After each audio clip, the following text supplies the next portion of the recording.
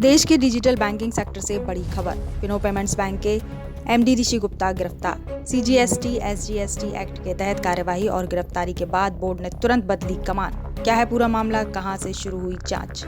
दरअसल digital banking की दुनिया में भरोसे का नाम माने जाने वाले फिनो पेमेंट बैंक को उस वक्त बड़ा झटका लगा जब बैंक के मैनेजिंग डायरेक्टर ऋषि गुप्ता को सीजीएसटी एसजीएसटी एक्ट के तहत गिरफ्तार किया गया। सूत्रों के मुताबिक टैक्स नियमों में कथित अनियमितताओं और जीएसटी प्रावधानों को लेकर ये कार्यवाही की गई है, जिसकी जानकारी 27 फरवरी को शेयर मार्केट में शेयर की गई। एमडी की गिरफ्तारी के बाद कंपनी के शेयरों में 7% की गिरावट देखने को मिल रही है। 27 फरवरी को एमडी ऋषि गुप्ता की गिरफ्तारी के साथ ही फिनो पेमेंट्स बैंक लिमिटेड का शेयर बीएसई पर 6.75% की गिरावट के साथ 194 रुपये पर बंद हुआ। बीते हफ्ते फिनो पेमेंट्स बैंक के शेयर 8.32% गिरे थे। वहीं पिछले महीने 7.04% की कमजोरी आई थी, जबकि बीते 3 महीने से कंपनी के शेयर 35.13% गिर चुके हैं। इस साल 25.93% गिरावट देखने को मिली है। पिछले एक साल की बात करें तो ये शेयर 13.12% गिर चुके हैं।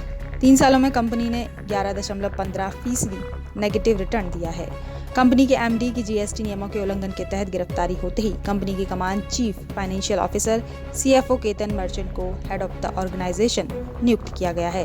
वह ऋषि गुप्ता की अनुपस्थिति में बैंक के दैनिक संचालन की जिम्मेदारी संभालेंगे। यह व्यवस्था तब तक जारी रहेगी जब तक कोई नया निर्णय नहीं लेता या ऋषि गुप्ता दोबारा पदभार नहीं संभालते हैं। अब जान लेते हैं कि पूरा मामला है क्या, जिसकी वजह से बैंक के एमडी को गिरफ्तार किया गया।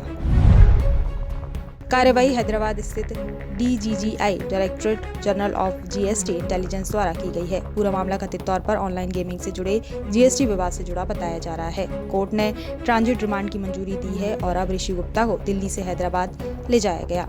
सीजीएसटी और एसजीएसटी अधिनियम 2017 की धारा 132(1)(a) और 132(1)(i) के तहत गिरफ्तार किया गया है, जिसकी जांच बैंक के जीएसटी से संबंधित है, बल्कि इसका संबंध बैंक के व्यापारिक साझेदारों से भी है। बता दें कि हाल ही में फिनो पेमेंट्स बैंक को स्मॉल फाइनेंस बैंक के लिए अप्रूवल मिली है, जिसकी मंजूरी मिलते ही फिनो पेमेंट्स बैंक 12वां स्मॉल फाइनेंस बैंक बन जाएगा। इस कैटेगरी में AU SFB, Equitas SFB, Suryoday SFB, Utkarsh small finance bank, Jana small finance bank, Unity small finance bank, Capital small finance bank, ESAF small finance bank, Ujjivan small finance bank, Shivalik small finance bank और Slice small finance bank शामिल हैं। बहरहाल ये मामला एक सूचीबद्ध bank के शीर्ष प्रबंधन से जुड़ा हुआ है, जिसका कि एसीबीआई नियमों के तहत पारदर्शिता बनाए रखने के लिए खुलासा किया गया है।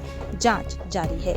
फिलहाल बैंक की सेवाएं सामान्य बताई जा रही हैं, लेकिन बैंक के एमडी ऋषि गुप्ता की गिरफ्तारी ने डिजिटल बैंकिंग सेक्टर में एक बड़ा सवाल खड़ा कर दिया है। क्या ये मामला सिर्फ टैक्स गड़बड़ी का है या खुलेंगे और भी राज? इस खबर पर नजर बनी हुई है। Bureau report, Punjab Kesari TV.